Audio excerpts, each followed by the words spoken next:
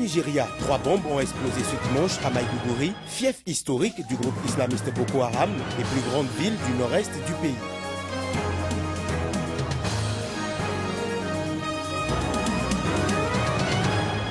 Enfin, en Côte d'Ivoire, les routes de la commune de Koumonsi sont dans un état de dégradation avancé, une situation que dénoncent les riverains.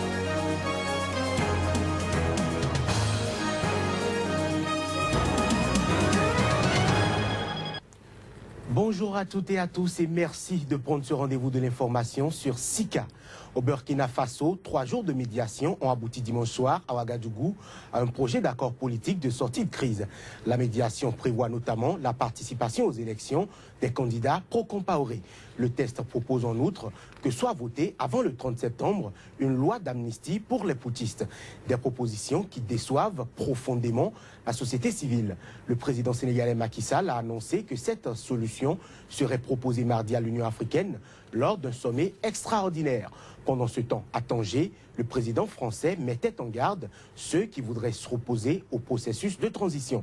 Le porte-parole du mouvement burkinabé de la société civile, le Balaï citoyen, juge honteux le projet d'accord proposé pour résoudre la crise politique dans le pays, laissant augurer de nouvelles tensions dans les heures et les jours qui viennent. Toujours au Burkina, des violences ont soudainement éclaté ce dimanche dans le hall de l'hôtel Laïko à Ouagadougou, l'hôtel où des médiateurs se sont réunis pour trouver un plan de sortie de crise après le coup de force intervenu jeudi dernier. Cette violence a été perpétrée par des pro-poutistes sympathisants du général Diendéré, mais avant, des membres du Balaï citoyen, mouvement anti-poutiste, se sont également rassemblés devant l'hôtel à Ouagadougou. Voici les détails. Véritables échauffourées ce dimanche au Burkina. L'attente d'un plan de sortie de crise semble ébranler les populations. Une centaine de partisans du général Diendéré ont perpétré des violences. Ils sont venus faire pression sur les médiateurs et chasser à coups de cordelette des anti-putschistes et des journalistes rassemblés devant l'hôtel Laïko où étaient rassemblés les médiateurs. Une fois dans l'enceinte de l'hôtel, ces hommes ont réussi à forcer leur passage dans le hall de l'établissement où ils ont saccagé le mobilier avant de quitter les lieux. Juste avant ces violences, d'autres sympathisants du mouvement Balai citoyen s'étaient de leur côté pressés devant cet établissement avant d'être dispersés par les forces de l'ordre. Présentement, il y a une concertation à l'intérieur. On attend, puisqu'il y a les RSP qui demandent l'amnistie. Nous, on n'est pas d'accord pour ça. On demande à ce que les RSP quittent, Diendéré quitte le pouvoir. Pas d'amnistie, CDP dégage. On ne veut même plus parler de CDP ici dans ce pays-là et puis ses alliés.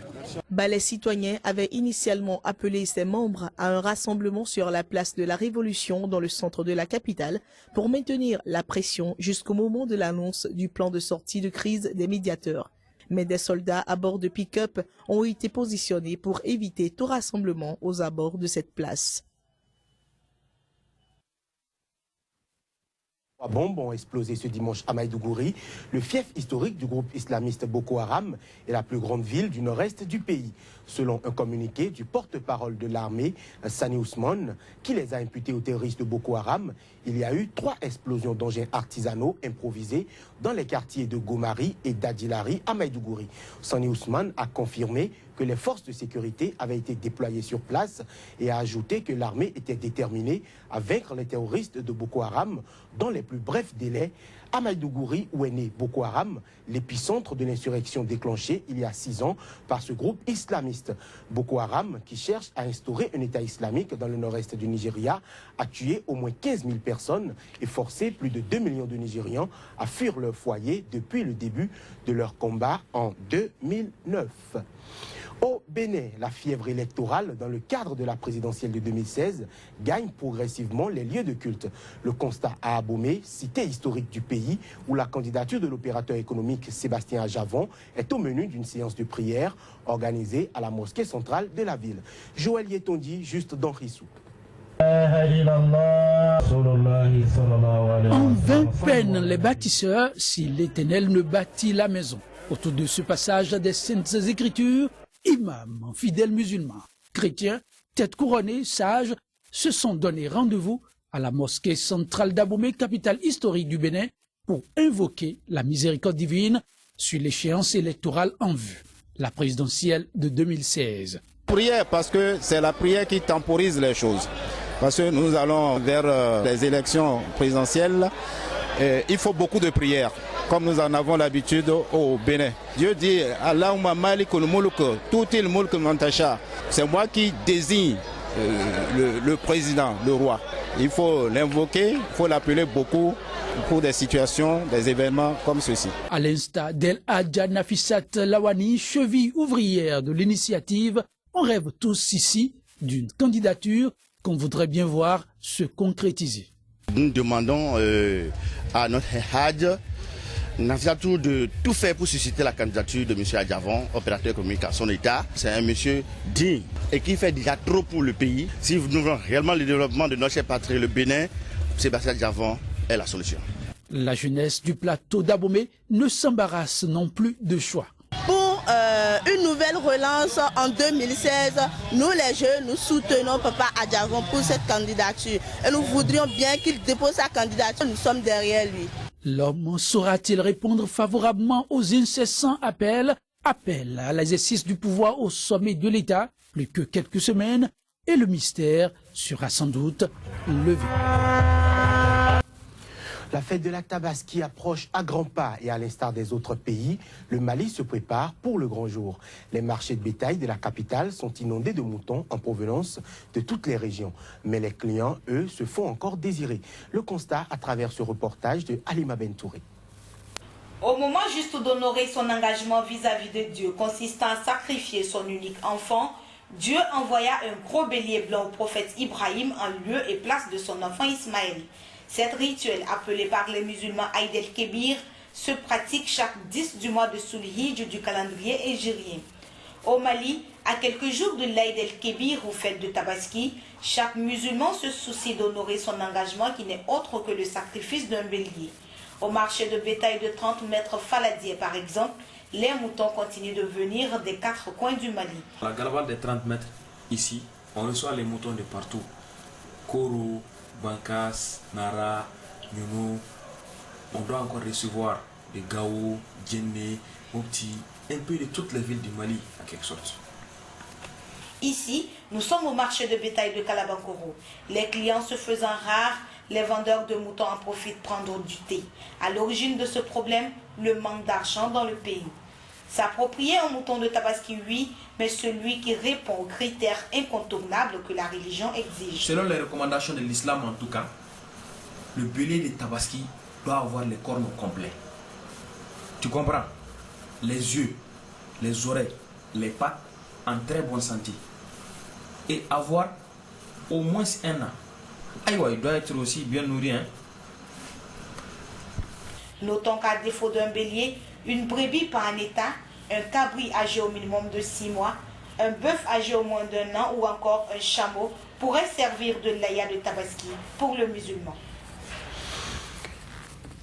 En Côte d'Ivoire, la commune de Koumassi est aujourd'hui un endroit nauséeux de caniveaux à ciel ouvert, d'ordures ménagères et par-dessus tout de trottoirs et routes qui n'existent que de nom. Une situation qui indigne les automobilistes et les riverains. Chris Paterna-Sémian. Jamais dans l'histoire de la Côte d'Ivoire, une commune n'a atteint ce niveau de dégradation. Koumassi présente aujourd'hui un visage des plus scandaleux. Tu as vu l'eau là, chaque jour Dieu fait là, moi je peux vomir 3 fois. Voilà mon magasin. Je ne peux même pas vendre. J'ai dit tous les jours et pas un médicament de fait typhoïde là. Je suis fatigué même. Assainissement, voirie, la population semble au bord du gouffre. Cette mare est logée entre une mosquée et une église. Et l'on raconte ici que même Dieu aurait déserté les lieux. Une grande commune comme Koumassi, c'est pas possible. Ces routes sont devenues un véritable cauchemar pour les automobilistes. On souffre. Ça va être les mois, on roule, il n'y a pas de route. Non, même les passagers aussi souffrent. Les images en disent long sur le malaise. La commune est délaissée parce que quand on va à Makori, on va à Trècheville, il n'y a pas ce genre de problème. Est-ce que vous voyez, même à Cocody, dans les autres quartiers, il n'y a pas ce genre de problème. Pour essuyer la colère de la population, le maire de la commune est quotidiennement traîné dans la boue. Tout est mort à Koumassi. On ne comprend pas ce qui se passe. Donc franchement, on ne sait pas où notre maire est passé. Cherchez-le nous, il n'a qu'à venir réparer la commune. Conscient des responsabilités qu'il occupe à la tête de ces communes, il a multiplié plusieurs démarches auprès de l'agent de gestion des routes. Nous optons pour le plaidoyer, nous luttons. Nous sommes, j'allais dire, sur le dos de toutes les structures en charge des voiries pour que véritablement les travaux commencent. Et nous avons besoin que ça commence pour rassurer les populations parce qu'il devient insupportable, il devient impossible de circuler à Koumassi. Commune sinistrée et une population aux abois qui crie son désarroi vers son maire, par ailleurs directeur de campagne du candidat du RHDP à Koumassi. Le problème de la voirie dans cette commune est devenu un enjeu électoral à la veille du premier tour du scrutin électoral en Côte d'Ivoire. On passe à la revue de presse. L'essentiel de l'actualité paru dans la presse ce jour, c'est juste après ceci.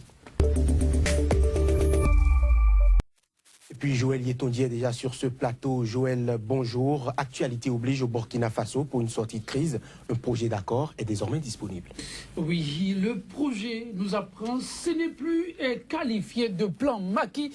Élaboré en 12 points et sera présenté, nous apprend, ce n'est plus à la CEDEAO. Dès mardi, face aux îles, la médiation propose le retour de Michel Kafando et une amnistie pour les militaires. Le Daily.com, Dindéré, victime de son propre piège. La Nouvelle Tribune, projet d'accord de la CEDEAO au goût amer pour arrêter la saignée. Ceci évitera-t-il le boubier au pays? Grosse point d'interrogation dans les colonnes de la Nouvelle Tribune. En RDC à présent, la saignée au niveau de la majorité présidentielle se poursuit. Tout à fait, et c'est la prospérité online qui en fait le constat. Jean-Claude Kibala, Isidore Kabwe et Bolengue Tengue quittent le gouvernement. Radio Okapi, l'UNADEF félicite le premier vice-président de l'Assemblée pour avoir rendu son tablier. On est aux visions s'interroge, quelles conséquences après l'implosion de la majorité? Média Congo, Mario Philippe Logembe exclu de l'AC pour avoir fait allégeance à la majorité présidentielle. Au Bénin, Joël Yetondier, les rideaux sont tombés sur l'université de vacances du PRD. Et oui, ils sont nombreux à avoir projeté leur projecteur sur cet événement fraternité. Adrien Roumbedi n'exclut pas une alliance avec les FCBE. Le confrère de la matinée sélection silence autour de la désignation de son candidat pour la présidentielle de 2016. Adrien Roumbedi déjoue le piège populaire. Assemblée nationale, toujours à la une du confrère de la matinée. La nouvelle session extraordinaire démarre ce jour. 14 points inscrits à l'ordre du jour. Soleil Bénin Info, scrutin présidentiel de 2016 au Bénin. Adavon Sébastien, une candidature de haut vol. Toujours présidentiel de 2016, des milliers de personnes appellent Koupaki à entrer dans la danse. Et pour tourner la page du Soleil Bénin Info, très rapidement, les députés reprennent le chemin de l'hémicycle, signe Soleil Bénin Info. On quitte le Bénin et puis le Cameroun, à nouveau, la cible d'attaque djihadiste. Le constat est fait par nos confrères de Cameroun Link. Une double attentat suicide fait au moins 3 morts à Moura. Africom rectifie, il y a eu au moins 5 morts au cours de l'attentat suicide. Au Mali, pour finir, Joël Yetondier, le retour à la paix, toujours un casse-tête pour les autorités gouvernementales. C'est Mali Atunet qui fait le constat de policiers et de civils tués dans une attaque attribuée aux djihadistes. Bamada, retour de la CIEMA à Néfis. La plateforme dénonce des exactions. La CIEMA dément. Mali Actu Info à Néfis, de nouveau occupé par la CIEMA. Le gouvernement exige le retrait sans délai des rebelles et demande à la MINUSMA d'assumer ses responsabilités. Et puis l'aube nous amène au Nord Mali et qualifie la situation d'enfer au quotidien. Voilà Joël Yetondier, merci pour cette revue de presse. Je vous en prie. Ce sera donc tout pour cette édition. Merci de nous avoir suivis. Agréable journée à chacun et à tous. Restez fidèles à SICA, l'information.